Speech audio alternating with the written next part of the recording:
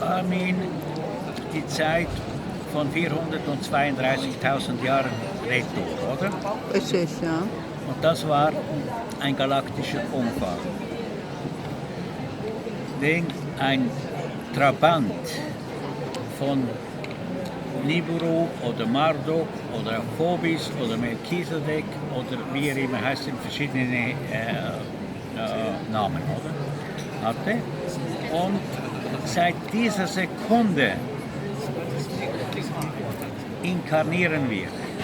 Oder wir machen Inkarnation, das heißt, dein Karma holt Wissen aus dieser Zeit zurück. Oder Inkarnation, das heißt, dein drittes Dimensionssystem, sichtbar, hier ist das und das und das, begreift diese Inkarnation auf beinahe gleiche Art wie dein Karma, oder? Mhm. Inkarnation ist natürlich eine biologische Fortsetzung von Körpern. Und was wir halt wirklich wissen müssen, Inkarnation passiert mit lebenden Menschen in jeder Zeit. Also, das ist die eigene Verantwortung des Menschen. Du hast einen Körper, nennst das Zeugs Ich, das ist schon ein Fehler. Das heißt Karma. Das ist nur ein Gefäß, deine Lichtquelle, die Photonenenergie beherbergt. Und inwendig deiner Knochen sind kristalline Substanzen. Diese kannst du als, wie würde ich das, Antennen ist nicht genau das Richtige, auch nicht die Schüsselantenne und so. Es ist eine ewige, ein Magnetpunkt, der Informationen anzieht. Jetzt aber für was? Natürlich für dich, wenn du das Karma als Individuum oder deine Persönlichkeit begreifst, oder? Und jetzt gibt es natürlich die Blitzvernetzung von einem Photon in alles, oder? Ob es das in einem Raum passiert oder in einem Land oder auf einem Planeten oder in einem Universum oder Sonnensystem, natürlich vor Universum, Entschuldigung, käme später Universum. Es ist so, wenn wir Sachen begriffen haben, Mensch selbst mal, oder? Als Sender und Empfänger von Schöpfungsrealitäten, dann sind wir einen Schritt weiter. Hopi machen das in Form von Powwow. Powwow. Okay, sie gehen an bestimmte Orte, holen dann, kommen natürlich sämtliche Trails, also Stämme der Hopi. Sie selbst kommen am Schluss. Ich weiß es nicht, vielleicht beginnt es mit den Sioux, mit den Apache, mit den Navajo, mit verschiedensten, oder? Kein Sinn, dass ich alle aufzähle. Und die erzählen dann ihre Geschichte, wie sie in die Hopi reinkamen. Das beginnt eigentlich nun, wenn die Sonne oben steht. Die Sonne, ja. Und endet meistens etwa so um 6, 7 Uhr abends, wenn die Hopi ihre Sache fertig gemacht haben.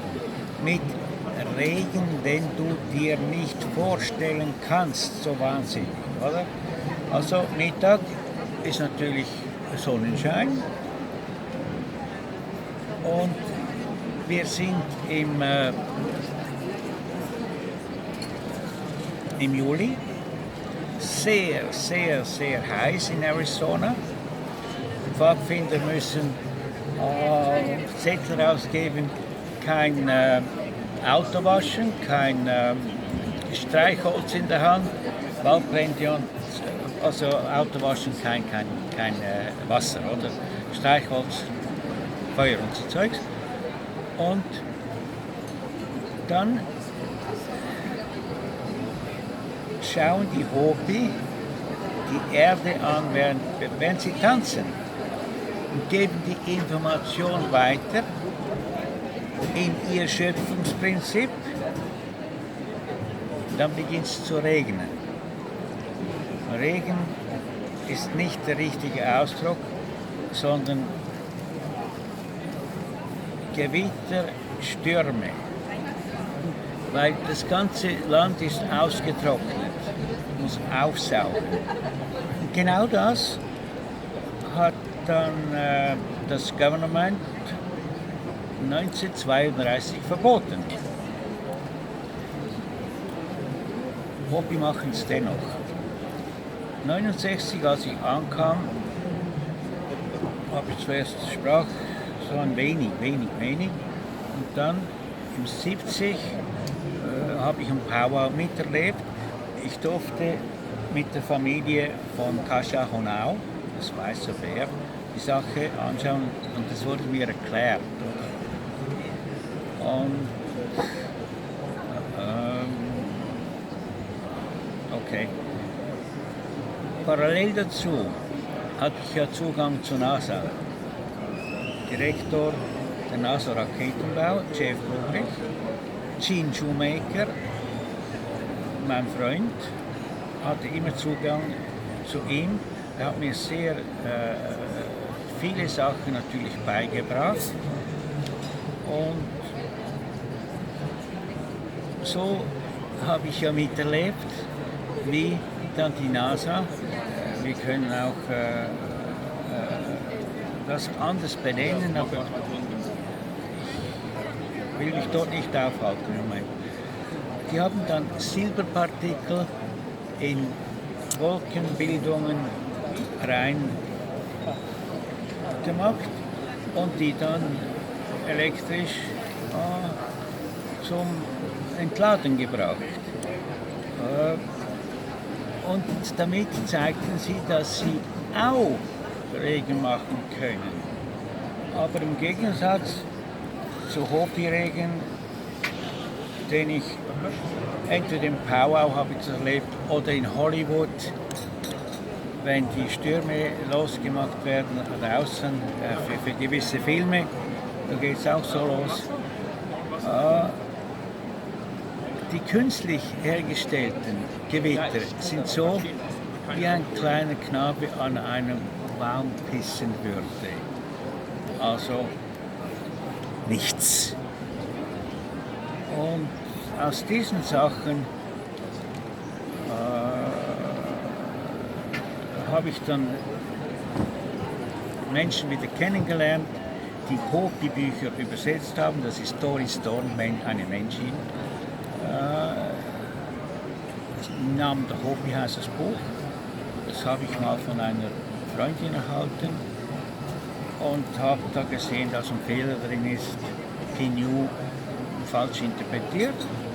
So geht die, habe ich hier angerufen, habe sie gesucht und dann sagt sie, nee, das hat sie von Frank Waters direkt so übersetzt erhalten. Frank Waters war ein wunderbarer Mensch, hochkarätiger Indianer und den Hopi nicht ganz akzeptiert, weil er mit Ölbohringenieuren zusammenarbeitet. Okay, das ist etwas, das die Hopi nicht akzeptieren. Unser Planet lebt und wenn man dem Blut oder Öl rausnimmt, funktioniert es nicht. Den Hopi, im Hopi-Dialekt ist das Wort, die Silbenangelegenheit Hu vorhanden, G-O-O. Wir kennen sie jetzt mit Google, aber der Physiker Harald Hautzwiller hat das Go entdeckt. Die sprechen aber von dem seit 90.000 Jahren. Okay. Also eine direkte Übermittlungsangelegenheit. School, eine direkte Übermittlungsangelegenheit sind die Kornkreise. Eine direkte Übermittlungsangelegenheit ist das Gefühl der Menschen und eine direkte Übermittlungsangelegenheit ist die Wahrheit der, wie sage ich dem, der Seelenlosen, aber auf ihre Art. Das war die lustige Angelegenheit vom Narrentag Amerika, 11.11.2016. Dort konnte sich Amar Singh inkarnieren in eine lebende Person. Amar Singh war derjenige, den die Khazaren als Gott Jahwe kennen, der Bestrafer der Menschheit. Dieser Gott Jahwe hat 2041 vor Christus dem Amar Singh den Auftrag gegeben, die Moabiter nuklear zu vernichten. Okay. Nun ist diese Aufgabe, dieser Job, Menschen und unseren Planeten zu vernichten, am 11.11.2016 durch eine relativ lange Reise, 4000 Jahren, wieder in eine Tatsache reingerutscht.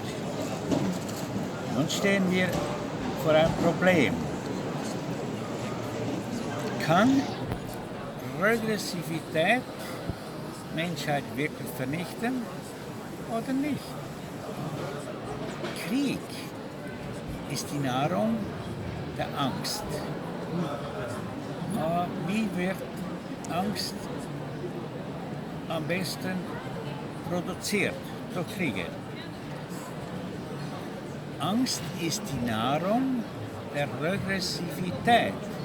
Ob sie nun in Außerirdischen lebt oder in Menschen, ist dasselbe. Wir müssen einfach zuerst den Menschen kennenlernen, was drin ist. Da können wir müssen auch, sollten vielleicht auch die Erde kennenlernen. Wir können schon auf dem Mond, auf dem Mars etc. und sowas anschauen. Aber da müssten wir etwas mehr wissen. Was war das? Möglicherweise sage ich ein falsches Datum jetzt aus dem Hirn raus, weil Hirn ist ja noch eine Schublade. Ich sage jetzt mal 1971 ist Hubble gestartet. Ich weiß es nicht ganz genau. Der flog